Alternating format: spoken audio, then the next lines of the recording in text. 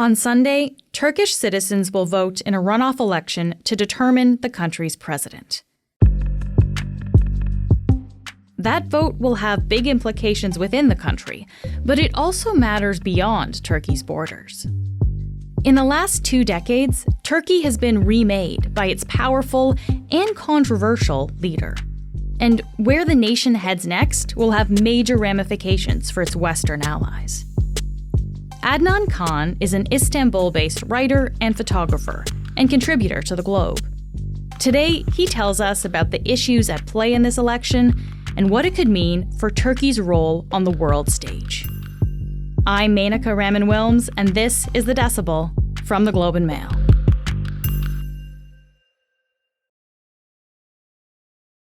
Adnan, thank you so much for joining me today. It's a pleasure to be here, Menaka. I want to start with what things are like for people in Turkey right now, because there's incredible inflation. They're still dealing with the aftermath of those devastating earthquakes from February that killed 50,000 people. So what is life like in the country? Yeah, it's reached a point where people are just trying to find ways to get by. I mean, Turkey is a more, how should we say, I mean, traditional is maybe the wrong word, but there's certainly a more of a sense of community in a place like Turkey. So people are helping each other out. There are ways families are coming together. People are moving back home with their families to try to survive. Just basic food is so expensive that getting by is extremely difficult. Well, let's talk about food and inflation in general, because it's been incredibly high. In the fall, it hit 85%. And that's crazy, right? Because here in Canada, our inflation, it didn't get past 10%, and it felt like a big crisis, right? So 85% is really high. How do people in Turkey live with inflation that high? Yeah, I mean, 85 is the official number. So independent economists have put it in the range of over 100%.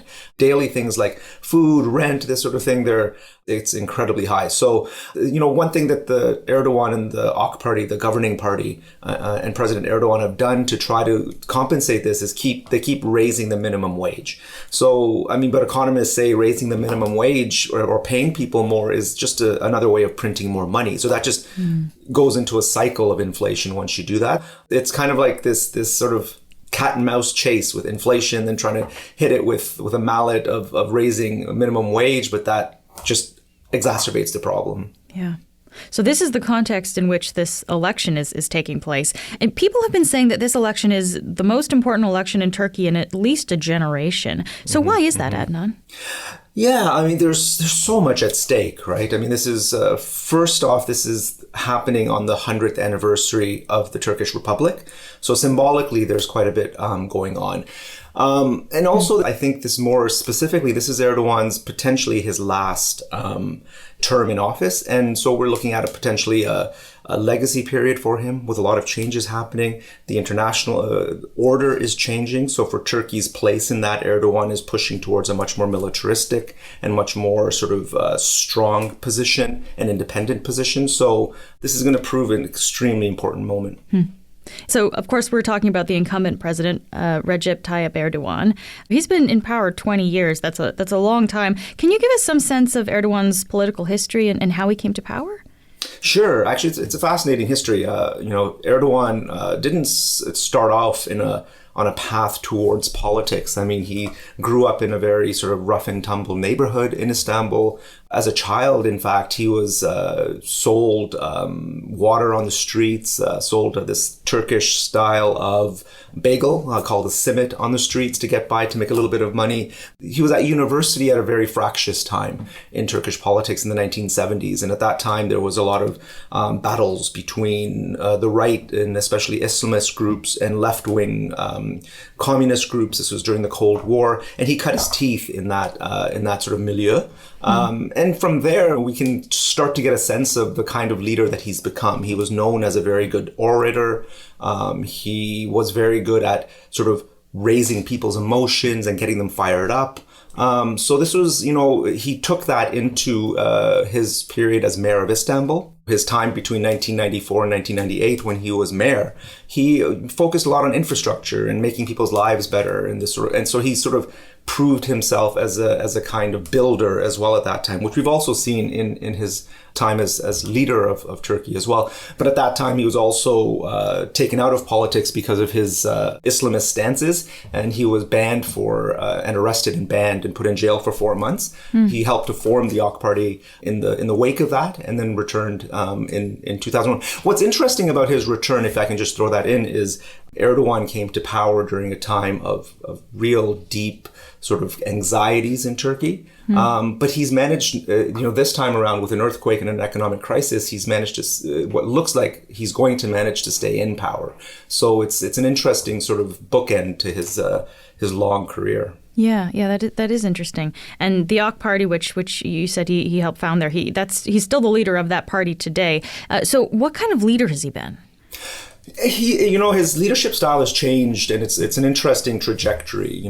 Early on, he built the party alongside some very prominent leaders that came from the more sort of conservative. I wouldn't say Islamist, because there were Democrats that were part of that group as well. These were very well educated sort of thinkers that helped him set up the party. And at that time, he was much more sort of open to negotiation, consensus building. He really, people in the 2000 noughts were excited about this new party that was, giving religious people in Turkey a voice, but without taking Turkey down a kind of theocratic path. But what we did see starting around the 2010s, we started to see Erdogan become much more authoritarian. And then around 2013, there were street battles. There was a lot of protest movement that developed. That was the Gezi Park protests, and it was a lot of sort of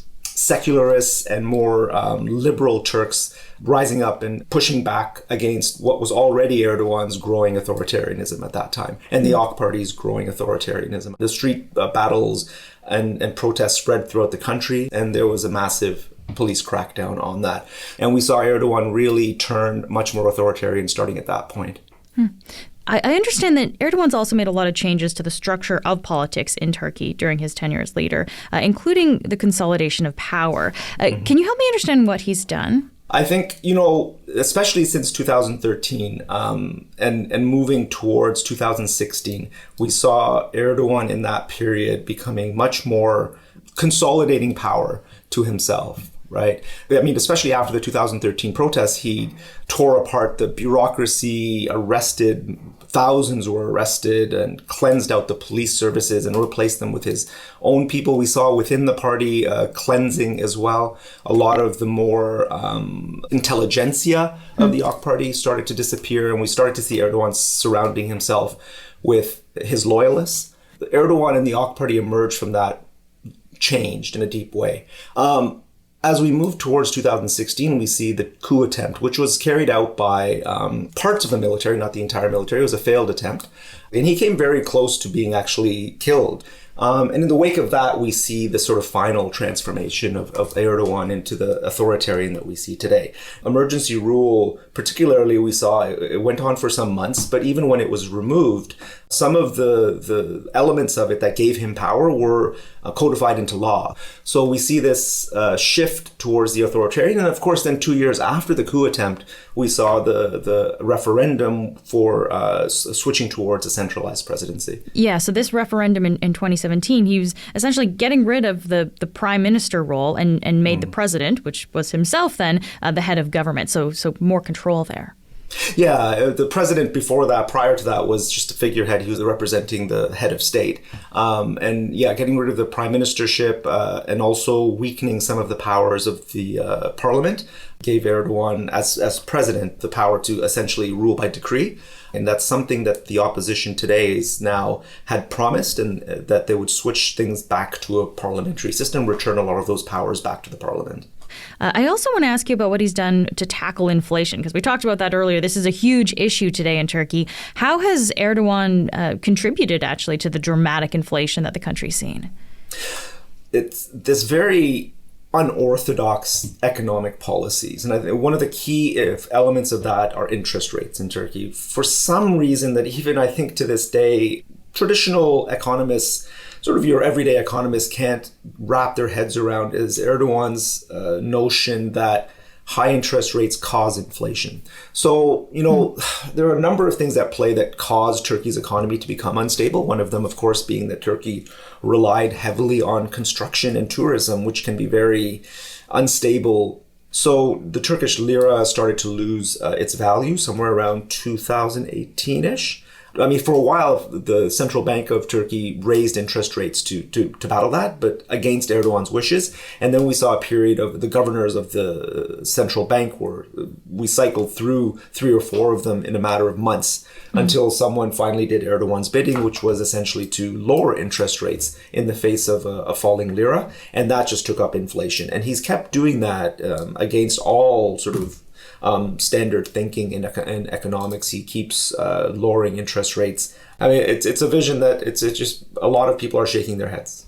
How popular is he in the country right now? Quite. And I think, again, it has a lot to do with how adept he's been at building a kind of image for himself. He taps into people's sense of, the anti-globalism and the neoliberal order and the elites, and Erdogan is fighting for the everyman or every person. I guess help me understand this, Adnan. If he's kind of doing this with the economy, the interest rates, the response to the earthquake wasn't great, I guess why is he still so popular? It's not entirely a mystery, I don't think. I mean, there's a lot of schools of thought on this. One of them being that he's very adept at tapping into the sort of the issues of the moment. Like right now, he's transitioning himself into a nationalist, or in the past, he's also transitioned himself into a humanist because he opened the borders for refugees.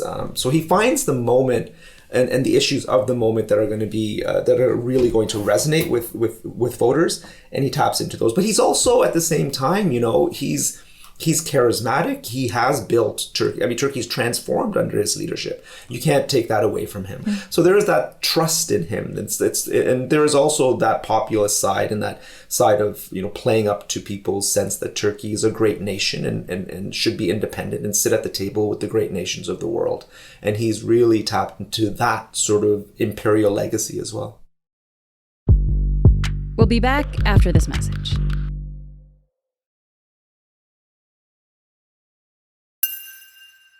So this Sunday, there's a runoff election. Erdogan is running, and there's an opposition leader running against him. So what do we need to know about him, who he is, and the party that he's leading?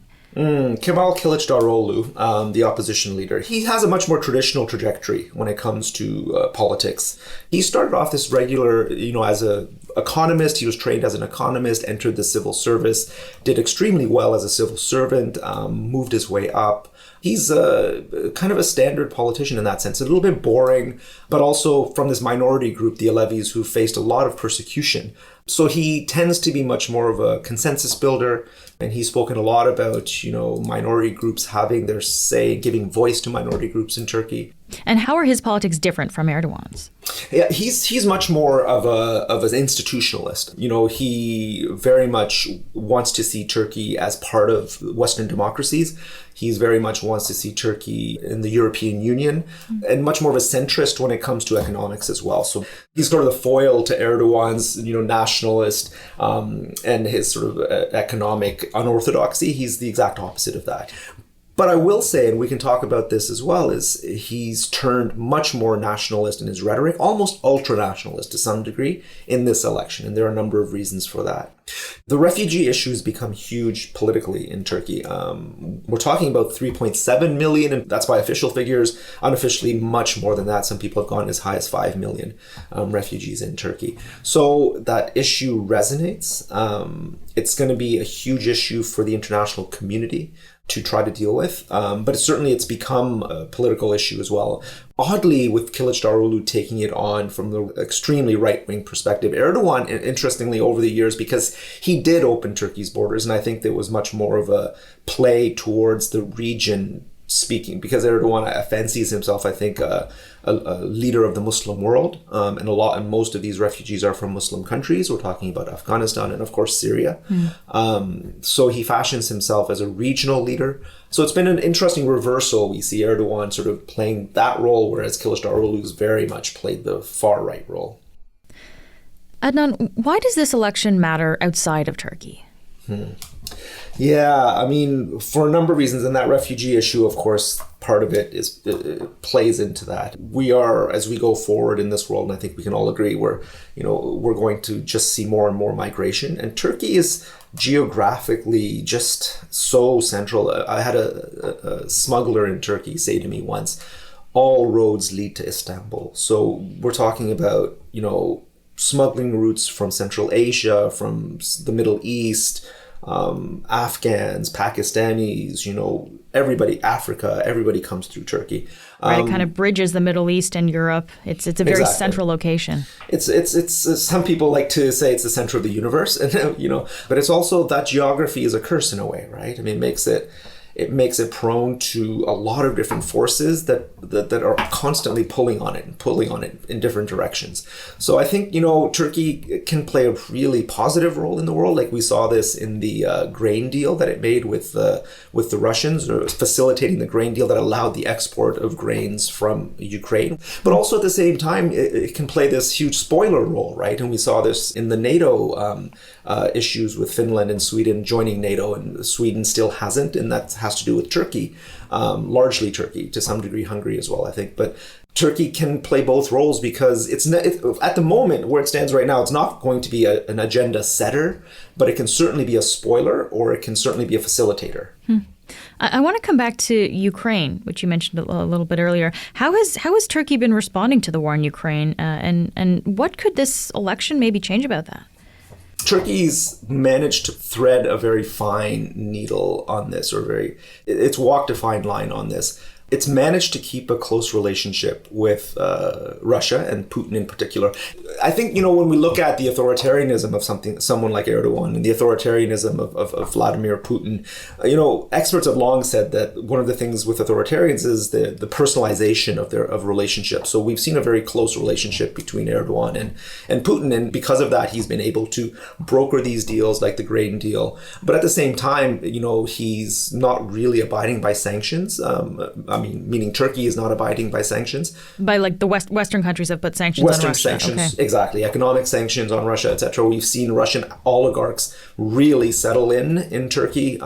Potentially, there's been allegations of them hiding their money there by buying property. Yachts have been super yachts. Their super yachts have been found there. So, it hasn't stepped over the line enough that the U.S. and European nations are going to start penalizing Turkey, but it's certainly been dancing along that line. So what happens to these international relationships, particularly for Western countries, other NATO countries, if Erdogan does win on Sunday? The key issues I don't think will change so much, right? For instance, Ukraine. I think that there will be a sense of uncertainty. Again, we have a lot more going on in the world as well, beyond Ukraine and Russia, of course. The relationship with the EU in particular is potentially going to worsen. Erdogan has always been a very critical towards the EU and is very open to using some penalizing measures, for instance, or threatening to open up the border to refugees. So I think there's a lot of concern as the war between Russia and Ukraine moves forward that, Turkey could shift more towards Russia, for instance. And if there is a need for negotiations, play a stronger role for Russia. Yeah. Adnan, thank you so much for taking the time to speak with me. Thank you. It was really nice to be here, Menaka. That's it for today. I'm Menaka Raman-Wilms. Our interns are Wafa El Reyes and Tracy Thomas. Our producers are Madeline White, Cheryl Sutherland, and Rachel Levy-McLaughlin. David Crosby edits the show. Adrian Chung is our senior producer, and Angela Pacenza is our executive editor. Thanks so much for listening, and I'll talk to you next week.